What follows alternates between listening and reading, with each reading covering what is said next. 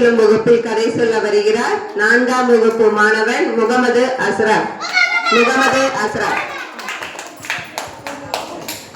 அனைவருக்கும் வணக்கம். என் பெயர் முகமது அஸ்ரப். நான் 4ஆம் வகுப்பு படிக்கிறேன். நான் கதை சொல்ல போகிறேன். ஒரு ஊர்ல ஒரு காட்டுக்குள்ள ஒரு குளத்துல ஒரு தாமரை பூக்கள், அது மேல மீன்கள் எல்லாம் துள்ளி குதிச்சுட்டு நிறைய இருக்கு. அதில் அந்த கொக்கை பார்த்து கொக்கு எனக்கு பசிக்கு, எல்லா விலங்குகளும் அங்கதான் தண்ணி குடிக்கும். அப்போ அந்த கொக்கு நினைச்சிச்சு, நமக்கு பசிக்குது, அந்த குளத்துல போய் மீனை சாப்பிடலாமா அப்படின்னு நினைச்சிச்சு. போய் அந்த கொக்கு வாயை வச்சு பார்க்கும்போது ஒண்ணுமே இது மீன் சிக்கலை. அதுக்கப்புறம் நைட்டு ஃபுல்லா உட்காந்து யோசிச்சாமா, என்ன பண்ணலாம், இந்த மீன்கள் நம்ம கிட்ட மாட்டவே மாட்டேங்குது அப்படின்னு சொல்லி நினைச்சிட்டு ஒத்த காலிலே நின்றுட்டு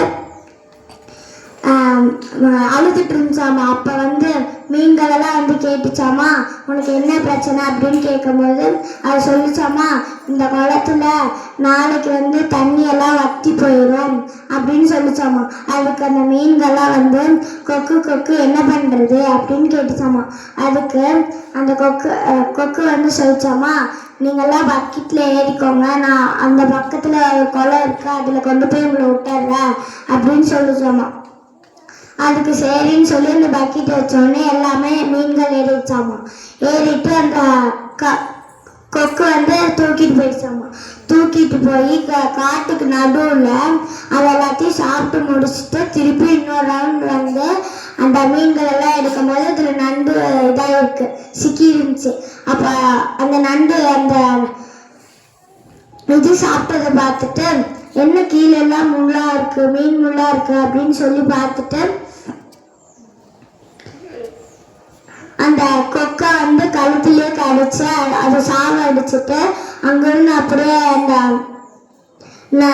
நண்டு திருப்பி அந்த குளத்துக்கே போய் அந்த மீன்கள் எல்லாம் கேட்டுச்சாமா, ஏன் நீ வந்துட்ட அப்படின்னு கேட்கும்போது அந்த கொக்கு நம்மள எல்லாத்தையும் அடுத்த ஏறி கூட்டிட்டு போறேன்னு சொல்லி அது நம்மளை சாப்பிடுது அப்படின்னு சொல்லிட்டு அப்படி சொல்லும் போது அதுக்கு மீன்கள் சொல்லிச்சாமா, எங்களை நீ காப்பாத்திட்ட, நன்றி அப்படின்னு சொல்லிச்சாமா.